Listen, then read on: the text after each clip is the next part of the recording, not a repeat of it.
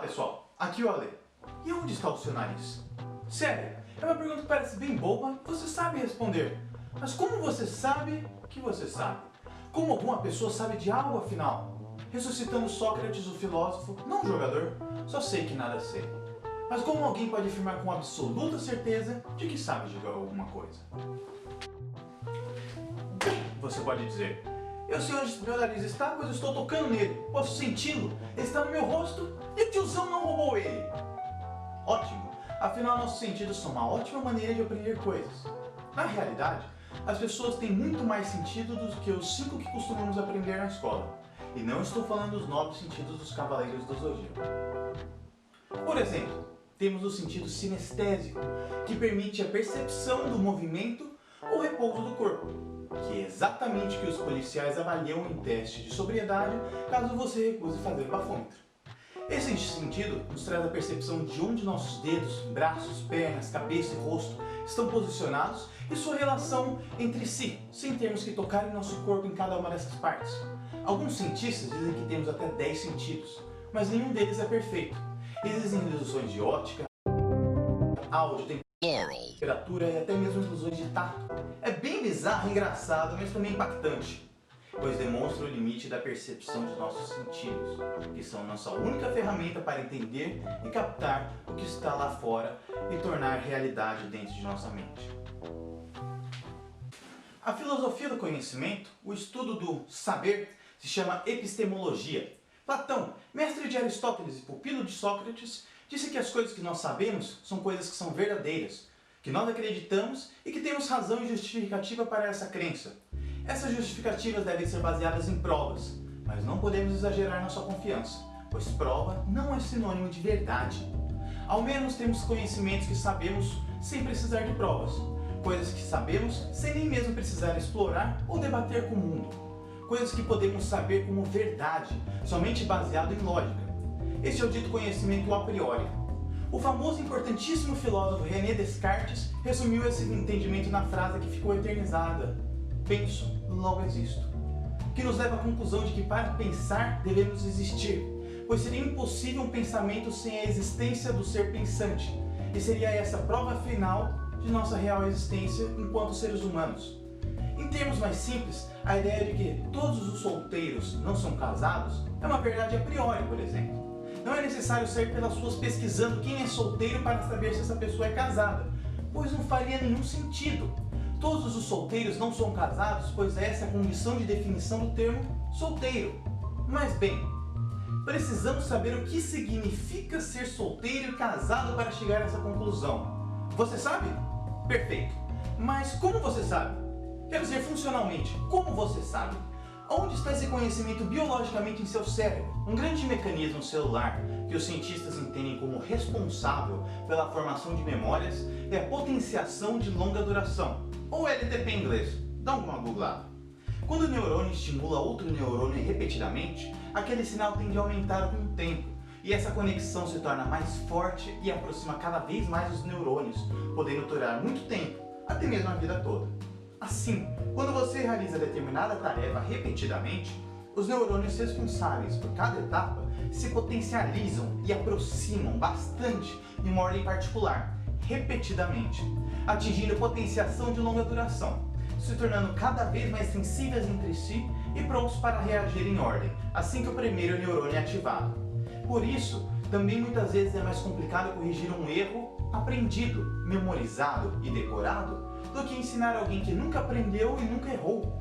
Com isso você memoriza. Essa floresta de neurônios em seu cérebro continua confusa, mas agora com alguns mais próximos. E essas memórias podem ser tudo. Uma memória do seu primeiro beijo, por exemplo. Um verdadeiro souvenir vivo do acontecimento. Se fosse no seu cérebro e cortasse e removesse essas células, conseguiria fazer você esquecer do seu primeiro beijo? Perguntaria a namorada ultra ciumenta. Não. Somente se eu cortasse uma grande parte de seu cérebro, porque memórias não ficam guardadas somente em uma relação de neurônios, mas na realidade em uma grande e extensa rede. Como eu me senti, o que eu pensei, quais eram os aromas e muitos mais detalhes guardados em diferentes redes, todos somados gerando o que chamamos de memória do seu primeiro beijo. Mas quantas memórias podemos ter em nossas mentes? Qual a nossa capacidade de armazenamento?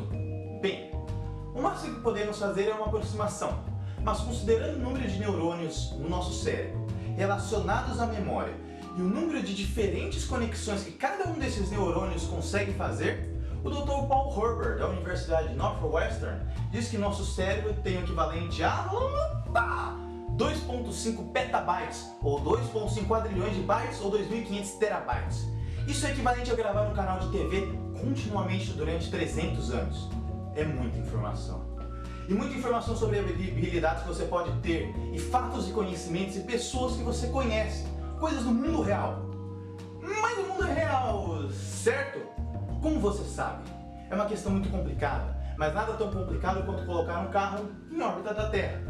Na realidade é questionar cientistas espaciais se existem para começo de conversa. Mas sem loucura de terraplanismo.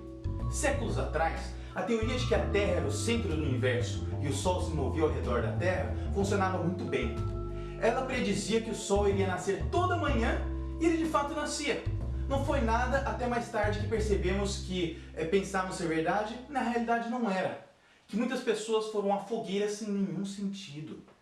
Então, nós sabemos ou algum dia vamos saber a toda e total verdadeira realidade, ou estamos presos num mundo em que o melhor que podemos fazer é descobrir e é a verdade aproximada? Pensando, fazendo, testando e provando mais e mais teorias úteis para a humanidade, todos os dias, mas sem nunca realmente alcançar a verdadeira, objetiva realidade. Conseguimos provar que tudo que existe é verdadeiro, que não existe a Matrix e que os reptilianos não existem? Não. Somente é tudo que você tem. Mesmo que os instrumentos como o telescópio, o microscópio, o acelerador de partículas, como aquele que inauguraram em Campinas, a parada final de toda essa informação é você e o seu cérebro. Você está sozinho em seu cérebro, o que tecnicamente torna impossível de provar que qualquer outra coisa existe. É o que os psicólogos chamam de dificuldade egocêntrica. Tudo que você sabe sobre o mundo depende e é criado unicamente dentro do seu cérebro. Essa questão é tão relevante que o filósofo Charles Sanders Peirce, responsável por classificar os campos e segmentos da ciência, dividiu o entendimento de realidade, a maneira que o universo realmente é, do que é chamado de faneiro, o mundo filtrado através dos nossos sentidos e corpos, a única informação que podemos captar. Nossa fala e entendimento são reações, lembranças e experiências de nosso fâneron, não da realidade. A crença de que só você existe, tudo mais, comida, universo, amigos, trabalhos, são invenções de nossas mentes criativas, se chama solipsismo. E não há nenhuma forma de convencer se é real ou não. Mas se for, acredito que eu criei em minha mente um universo bastante interessante e doido. Assim como não conseguimos provar que o universo não iniciou 5 segundos atrás com todas as nossas memórias pré-carregadas. É um entendimento perturbador que não sabemos como lidar. Existe até mesmo a defesa Matrix. Pouco depois do lançamento do primeiro filme em 99, diversas pessoas nos Estados Unidos cometeram crimes e alegaram como defesa que estavam tendo alucinações e que realmente se sentiam dentro de uma Matrix. Em muitos casos, os criminosos foram até mesmo absolvidos por insanidade e levados até hospitais psiquiátricos. Mas isso foi em 2002, ainda na intensidade do primeiro Matrix e antes da decepção da parte 2 e 3 de 2003. Essas pessoas foram consideradas não culpadas por insanidade, já que a visão contrária é muito mais saudável e comum e é chamada de realismo.